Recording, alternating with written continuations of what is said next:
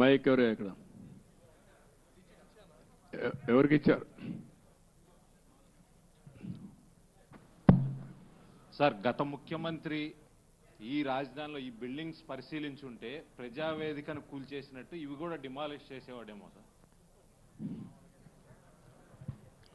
అది దేవుడు కాపాడాడు. ఒక ఉన్మాది బారి నుంచి ఇంకా ఫర్దర్గా కూల్చేయకుండా దేవుడే కాపాడాడు అమరావతిని. అందుకే నేను చెప్పాను, కొన్ని 16,000 గ్రామాల్లో పూజలు చేసి పవిత్రమైన మట్టిని పవిత్రమైన జలాలను తీసుకొచ్చారు ఇక్కడికి. పార్లమెంటు సాక్షిగా ప్రధానమంత్రి తీసుకొచ్చాడు. మొత్తం ప్రార్థనాలయాలు దేశంలో విదేశాల్లో నుంచి తీసుకొచ్చాం.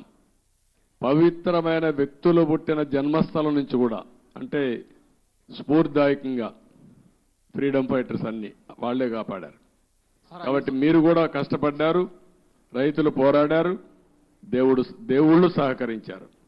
సార్ 5 సంవత్సరాల నుంచి ఏదైతే నిర్లక్ష్యానికి వదిలేశారో ఈ దాదాపు 80-90% కంప్లీట్ అయింది. అవి ఎక్కడ కూడా చెక్కు చెదరలా యాజ్ ఈజ్గా ఉంది. అంటే మన నిర్మాణం కానీ అంతా కూడా బాగానే ఉంది. అన్నీ పూర్తి చేయడానికి దాని టైం బాండ్ పెట్టుకుంటారా? ఒక 3 years కానీ అలా పెట్టుకుని దానికి మీ సజెషన్ ఏంటి చెప్పండి. మిమ్మల్ని కూడా సజెషన్ సార్, అందరినీ సజెషన్ అడుగుతున్నాం.